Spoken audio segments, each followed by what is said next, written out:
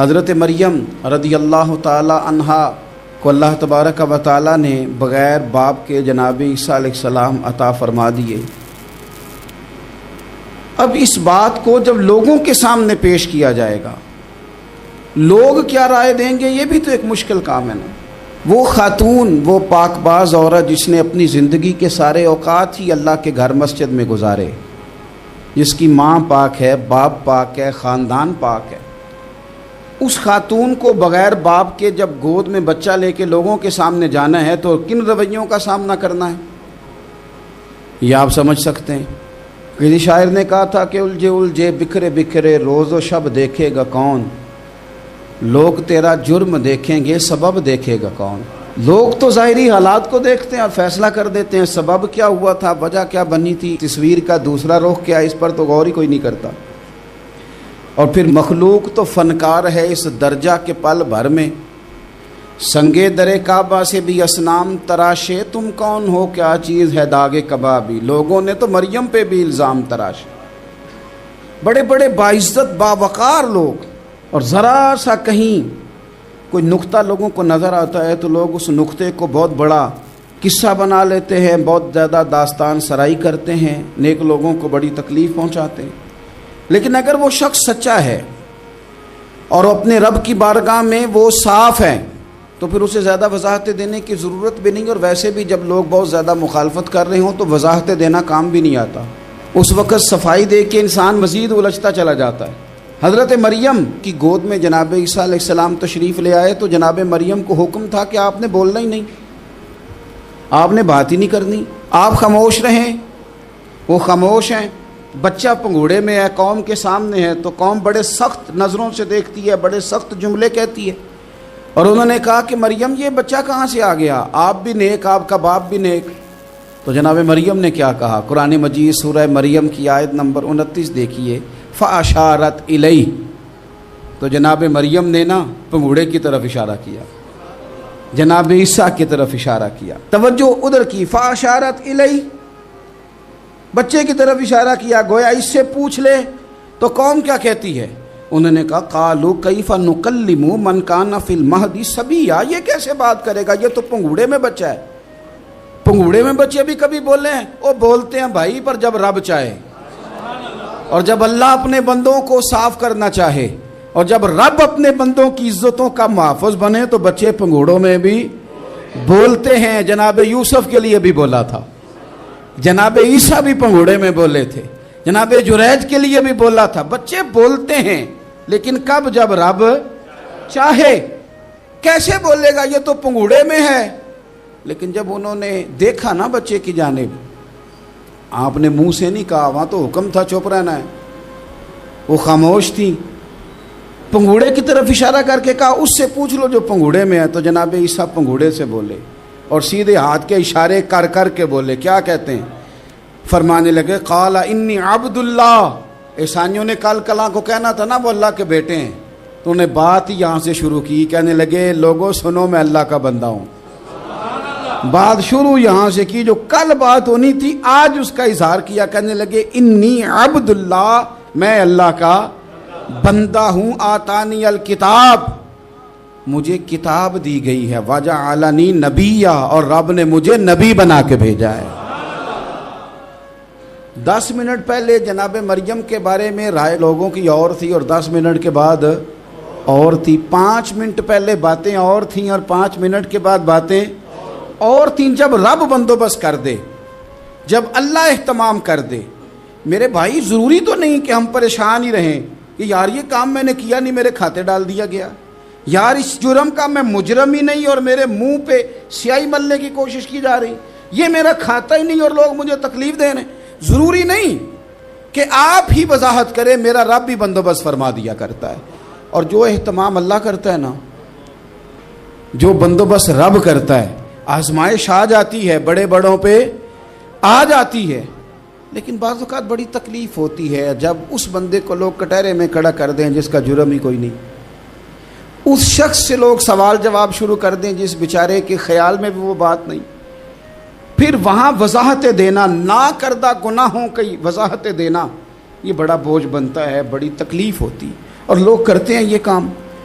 پھر اللہ تعالیٰ جب بندوبست فرمائے، صحیح بخاری میں حضرت جریج کا ذکر فرمایا، جریج نفل پڑھ رہے تھے، ماں نے آواز دی، وہ آ نہیں سکے، نماز میں تھے، ماں ناراض ہو گئی، اس نے ہاتھ اٹھا کے کہا اللہ یہ اتنی دیر تک مرے نہ جب تک کسی بری عورت کا منہ نہ دیکھ لے۔ کسی اور کی دعا کے لیے سند نہیں ہے کہ وہ تیرے حق میں ضرور قبول ہوگی، لیکن ماں باپ کی دعا کے لیے میرے نبی پاک نے سند بیان کی ہے۔ سید عالم صلی اللہ علیہ وسلم فرماتے ہیں جب بھی ماں باپ اولاد کے لیے ہاتھ اٹھاتے ہیں رب ضرور قبولیت کا شرف عطا کرتا ہے۔ تو جہاں سند موجود ہے نا، کچھ افتتاح ابا جی سے بھی کرا لینے چاہیے، کچھ کام شروع کرنے سے پہلے صرف اماں سے ہی دعا کرا لینی چاہیے، یہ والا افتتاح بھی بڑے کام کا ہے کیونکہ یہاں سند بیان کر دیا میرے نبی کریم۔ تو جناب جریج کی ماں ناراض ہو گئی، کہنے لگی اللہ اس نے میری بات نہیں سنی۔ اب تھے تو وہ نیک، لیکن رب کریم کی حکمت کا تقاضا ہے، ماں کی دعا کو بھی قبول کرنا تھا، اللہ نے آزمائش میں مبتلا کر دیا۔ والدہ تو چلی گئیں، وہ ایک خیمے میں، ایک کٹیا میں، ایک جھونپڑی میں عبادت کرتے تھے، اللہ کو یاد کرتے تھے، رب رب کرتے تھے، اور لوگ ان کی بڑی تعریف بھی کرتے تھے، لوگ ان کے ارادت مند بھی تھے، عقیدت مند بھی تھے، اہل محبت بھی تھے۔ ایک عورت آ گئی، بس وہ اللہ کی حکمت پوری ہونی تھی، اس نے آ کے پہلے تو انہیں اپنی طرف مائل کرنا چاہا، جب نہ مائل ہوئے تو الزام لگا دیا۔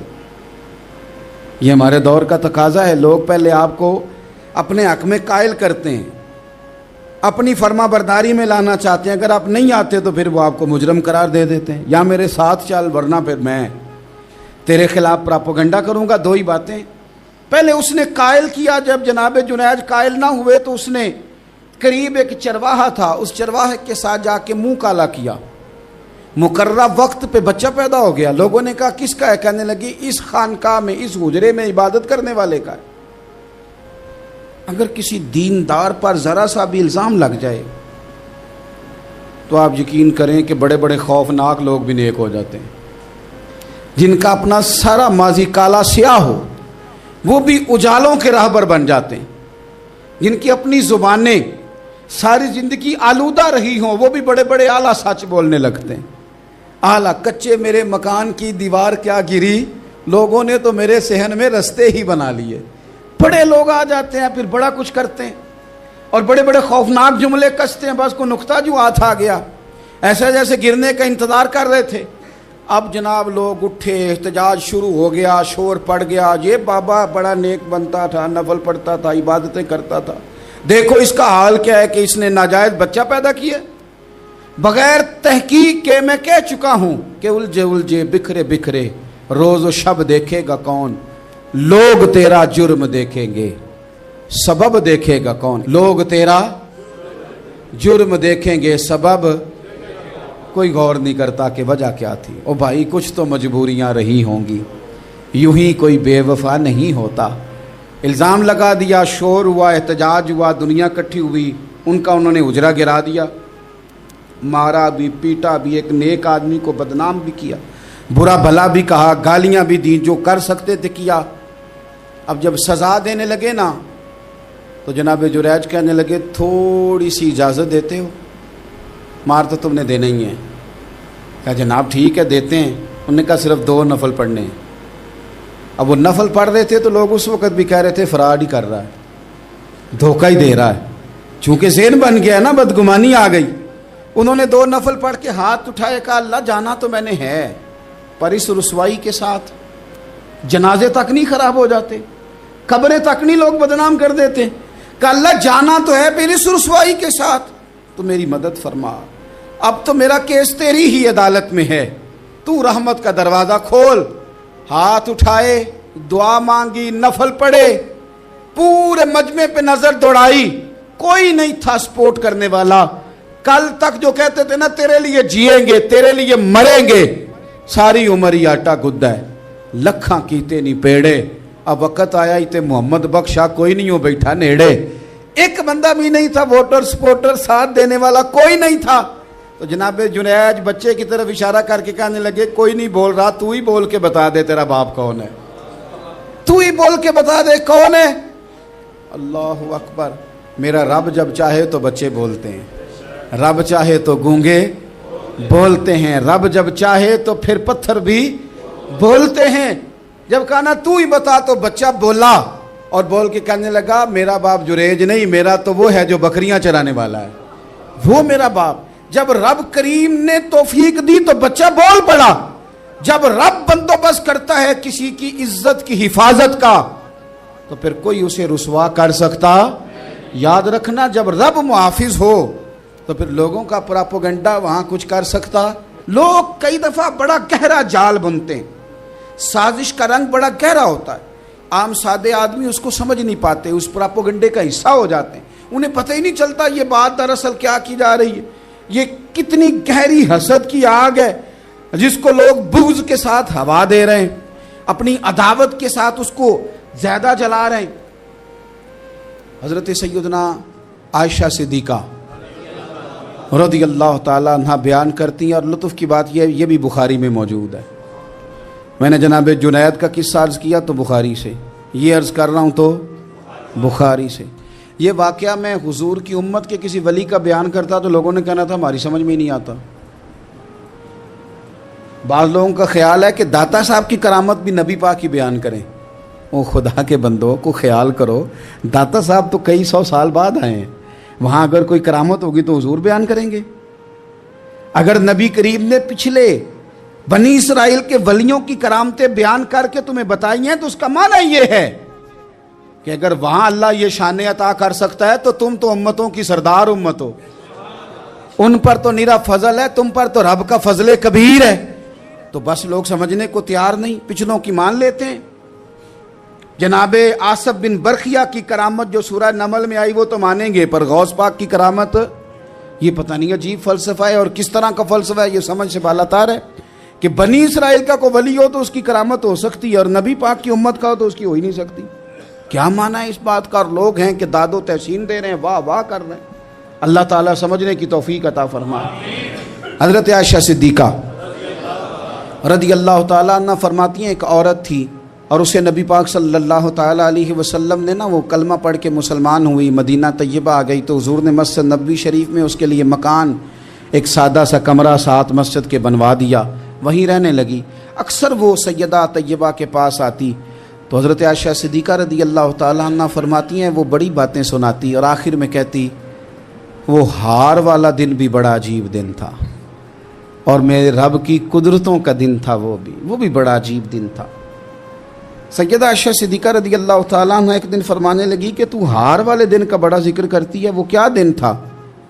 تو خاتون کہنے لگی اماں جی وہ دن تھا جب میرے رب پر بھروسہ اور مضبوط ہو گیا، جس دن میرا اپنے رب پر توکل اور بڑھا، میرے ایمان میں یقین میں اور پختگی آئی۔ کہنے لگی میں ایک گھر کی کنیز تھی، نوکرانی تھی، اس گھر میں ایک بچی تھی جس کے پاس سونے چاندی ہیرے جواہرات کا ہار تھا۔ اس زمانے میں چمڑے کے اوپر لوگ ہیرے جواہرات لگاتے تھے، کئی دفعہ سرخ رنگ کے چمڑے پہ لگائے جاتے تھے، وہ بچی پہنتی تھی تو کہتی ہیں وہ بچی کے اس نے اتار کے رکھا یا اس سے گرا وہ ہار تو چیل اسے اٹھا کے لے گئی گوشت سمجھ کے اور میرے سامنے اٹھا کے لے گئی۔ گھر والوں نے مجھ سے پوچھا، یہ بخاری میں موجود ہے، گھر والوں نے پوچھا مجھ سے کہ وہ ہار کہاں ہے تو میں نے کہا چیل اٹھا کے لے گئی۔ گھر میں کچھ چوری ہو جائے تو سب سے پہلا الزام کس پہ لگتا ہے؟ ملازمین پہ۔ کہتے انہوں نے مجھے بڑا مارا، بڑی تکلیف تھی، حتیٰ کہ میری شرمگاہ تک کی تلاشی لی، میری عزت اتنی خراب کی میں بتا نہیں سکتی۔ میں نے اپنی زندگی میں ایک واقعہ دیکھا، ایک امیر گھر میں چوری ہو گئی، ملازم کو اتنا مارا کہ وہ چارپائی پہ پڑ گیا، پولیس والوں سے اتنی مار پڑوائی گئی کہ وہ بیچارہ چارپائی پہ پڑ گیا، اور پھر وہ اتنا بیمار ہوا اور کچھ دنوں کے بعد پتہ چل گیا کہ چور تو اپنا بیٹا ہے ان کا، پھر اس کا انتقال ہو گیا۔ اب وہ سیٹھ صاحب اور گھر والے آ کے مرنے والے کے کان میں معافیاں مانگ رہے ہیں، کان میں۔ تو میں نے ان سے پھر کہا تھا کہ یہ تو اب چلا گیا ہے، تمہارا زور چلتا تھا نا تو تم نے قانون خریدا اور تم نے اسے جتنا ہو سکا تم نے اسے مار پڑوائی، تمہارے پاس جو عدالتیں تھیں تم نے وہاں کارروائی کی، اب ایک عدالت قیامت کے دن لگے گی۔ یہ کمزور تھا نا، کچھ کر نہیں سکا۔ میرے نبی پاک صلی اللہ علیہ وسلم نے فرمایا سن لو، اگر سینگ والی بکری نے بغیر سینگ والی بکری کو تکلیف دی ہوگی نا تو قیامت کے دن اسے بھی بدلہ دینا پڑے گا کہ تیرے پاس سینگ تھے اور تو نے اسے مارا تھا. وہ خاتون عرض کرتی ہے سیدہ عائشہ کی خدمت میں کہ مجھے بڑا مارا, مجھے تکلیف دی, میں کہہ رہی تھی کہ میرے سامنے چیل لے گئی ہے پر وہ نہیں مان رہے تھے. اماں جی انہوں نے مجھے بڑا مارا. حضرت عائشہ صدیقہ کہتی ہیں پھر کیا ہوا؟ کہنے لگی اماں جی جب کوئی میرا مددگار نہ رہا, مجھے تکلیف دے رہے تھے, رسوا کر رہے تھے, تو میں نے اپنے رب سے مدد چاہی, میرے رب کی طرف میں نے توجہ کی, میں نے کہا مالک اب تو ہی میرا مددگار ہے. کہتی ہے وہ مجھے مار رہے تھے تو وہ چیل جو ہار لے گئی تھی وہی لے کے واپس آ گئی, اور ہمارے سروں کے قریب لا کے اس نے جب اس ہار کو پھینکا وہ مجھے چھوڑ کے سائیڈ پہ ہوئے. وہ میری بے گناہی جان گئے, لیکن آپ کو بتاؤں اس دن سے میرا اپنے رب پر یقین اور بڑھ گیا. مجھے سمجھ آ گئی کہ جب انسان پورا ٹوٹ جاتا ہے اور جب کوئی چاروں جانب اس کا مددگار نہیں ہوتا تو رب تو ہوتا ہے نا, اللہ تو اس کا مددگار ہوتا ہے نا, وہ تو پھر اپنے اس بندے کی مدد کرتا ہے نا, پھر وہ تو توانائی دیتا ہے نا, وہ تنہا نہیں چھوڑتا, وہ تو آنسوؤں والوں کے آنسوؤں پہ بڑا کرم فرماتا ہے, وہ تو قسم پرسی میں آ جاتا ہے, اس کی رحمت بڑھ کے استقبال کر لیتی.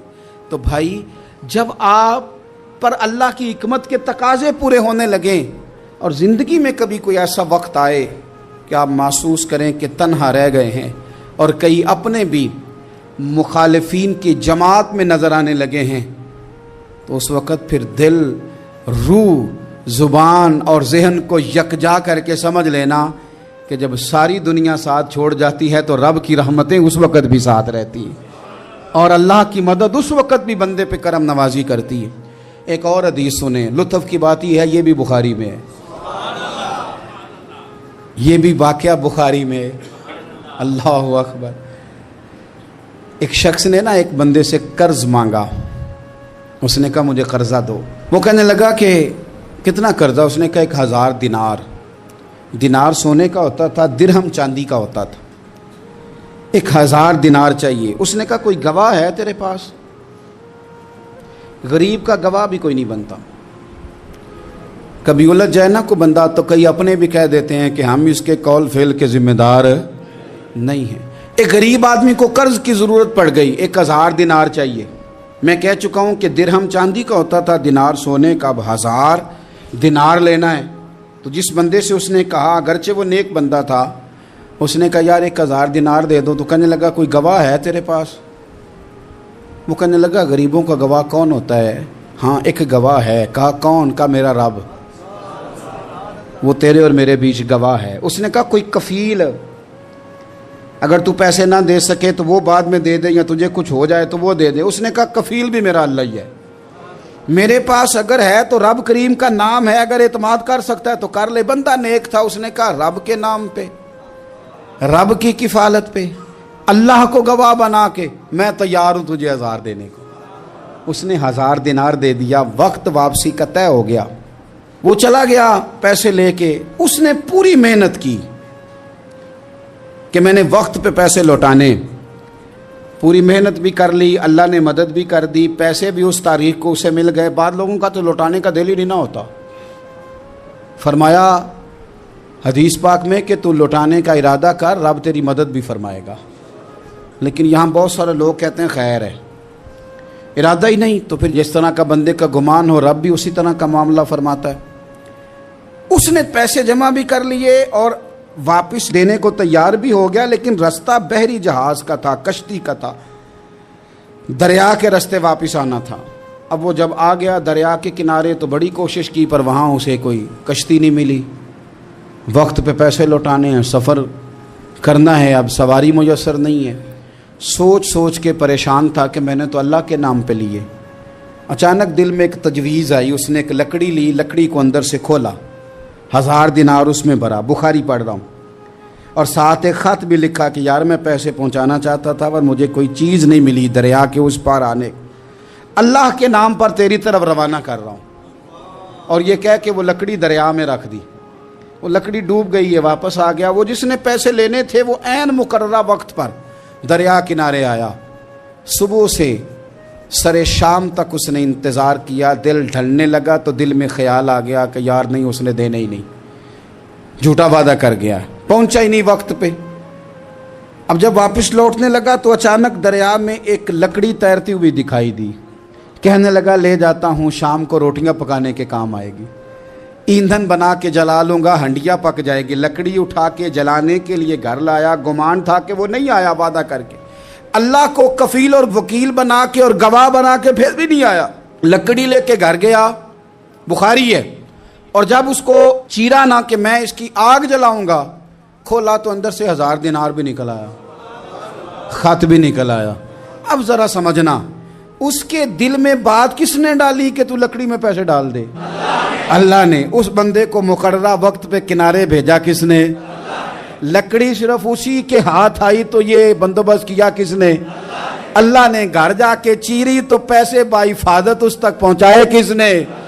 تو پھر ہمیں بھی توجہ اللہ کی جانب بھی کرنی چاہیے، ہمارے پہ دل کی توجہ رب کی طرف ہی ہونی چاہیے نا، ہمیں ادھر ادھر جانے کی، دیکھنے کی، بندوں پر غور کرنے کی ضرورت کیا ہے؟ وہ پیسے پہنچ گئے، یہ وہاں اپنی جگہ پہ پریشان تھا، اس نے 1000 دینار اور جمع کیا۔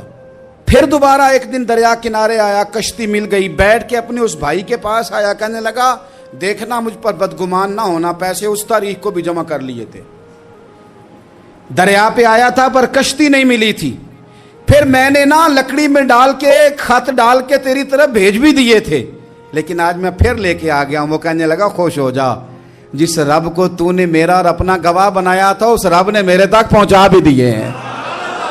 جب لوگ اللہ کو گواہ بناتے ہیں، رب کی جانب اپنی توجہ کرتے ہیں، اپنی چاہتوں، خواہشات اور اپنی ساری چٹھیاں اپنے رب کریم کی رحمت کی طرف روانہ کرتے ہیں، پھر اللہ اپنے بندوں کو مایوس نہیں کرتا، اللہ اپنے بندوں کو نواز دیتا ہے، اللہ تبارک و تعالیٰ اپنے بندوں پہ کرم نوازی کرتا ہے۔ او سنگیو، ساری امیدیں سیٹھوں، نوابوں، دنیا داروں سے کیوں وابستہ کرتے ہو؟ ساری توجہات کا مرکز کیوں ان لوگوں کو بناتے ہو جو تمہیں دنیا میں مضبوط نظر آتے ہیں؟ اپنی توجہات کا مرکز اپنے خدا کو بنائیے، اپنے مالک کی جانب اپنی ساری خواہشات کا رخ پھیر دیجئے، اپنی توجہات اپنے رب کی جانب کر لیجئے، وہ اپنے بندوں پہ بڑی کرم نوازی فرماتا ہے۔ اور پھر میرے رسول پاک صلی اللہ تعالی علیہ وسلم ارشاد فرماتے ہیں کہ اصل بات یہ ہے کہ اللہ تعالیٰ نہ کسی بندے کا درجہ بلند کرنے کا ارادہ فرماتا ہے، لیکن اس کے اعمال اس طرح کے نہیں ہوتے کہ اس کا درجہ بلند کیا جائے۔ اب رب کیا کرتا ہے؟ اللہ تعالیٰ اس کو مال کی، جان کی، اولاد کی کسی مشکل میں ڈال دیتا ہے، اس مصیبت پر وہ بندہ صبر کرتا ہے تو اللہ تعالیٰ اس کا درجہ بلند فرما دیتا ہے۔ اعمال اس قابل نہیں تھے کہ درجات بلند ہوں، وہ اعمال کی بنیاد پر نہیں کر سکتا تھا تو اللہ نے کسی مشکل میں ڈال کے نا اپنے فضل سے درجہ بلند کر دیا۔ اب جو راہ طریقت کا مسافر تھا، جو سلوک کی منازل طے کر رہا تھا، جو اللہ رسول کے قریب جانے چاہ رہا تھا، اس کے لیے کتنی آسانی ہو گئی کہ مجاہدہ تو زیادہ نہ کر سکا، کثرت سے نفلی صوم و صلات کا بندوبست تو نہ کر سکا، تھوڑا سا صبر کیا، رب نے اپنا اور اپنے محبوب کا قرب عطا فرما دیا۔ تو یہ تو آپ صبر کرنے کے لیے جب نکلے ہیں تو آپ نے تو رب رسول کو پا لیا۔ یہ صبر تو وہ والا سفر ہے جس کی جو منزل ہے وہ اللہ رسول کا قرب ہے۔ تو ہم لوگ تھوڑی تھوڑی باتوں میں حوصلہ ہار جاتے ہیں، صبر چھوڑ جاتے ہیں، پریشانی بڑھ جاتی ہے، پتہ نہیں ایسے محسوس ہوتا ہے کہ جیسے یہی بندہ دنیا کا سب سے دکھی بندہ ہے۔ تو عزیز بھائی، اگر زندگی میں آپ کو صبر کرنا آ گیا، میں بڑے دنوں سے یہ عنوانات بیان کر رہا ہوں، اور آج تو خصوصی طور پر رمضان شریف کے اس جمعے میں اپیل کرنا چاہتا ہوں آپ سے کہ کمزور باتیں کرنی چھوڑ دیں، مایوسی کے جملے اپنی زندگی سے نکال دیں۔ ہم مسلمان ہیں، آپ بیمار ہو گئے ہیں تو یہ بھی خدا کا فضل ہے، گناہ معاف ہوں گے۔ اگر اللہ تعالیٰ نے فقیر بنا دیا، غریبی آ گئی ہے تو یہ بھی فضل ہے، امیروں سے پہلے جنت میں جائیں گے۔ اگر اللہ تبارک و تعالیٰ نے کسی جگہ آپ کو مکان نہیں دیا اور دوسرے کو دے دیا ہے تو آپ وہ لوگ ہیں جو عظیم سنت ادا کر رہے ہیں سیدنا بلال حبشی کی۔ اگر کسی جگہ کوئی کمزوری آ گئی ہے، کوئی پیچھے رہ گئے ہیں تو یہ خدا کا فضل ہے، اللہ تعالیٰ نے چاہا ہمارے لیے جو فیصلہ تو ہم اس پہ راضی ہیں، لیکن اپنی زندگی میں اور شکوے اتنے بڑھا لیے ہم نے، اتنے بڑھا لیے کہ لوگوں سے شکوے کرتے کرتے رب رسول سے بھی شروع کر دیے۔ غلام بھی کبھی شکوہ کرتا ہے، آقا کا بھی شکوہ ہوتا ہے، بندہ بھی کبھی شکوہ کرتا ہے، رب کا بھی شکوہ ہوتا ہے، یہ بھی کبھی ہوتا ہے۔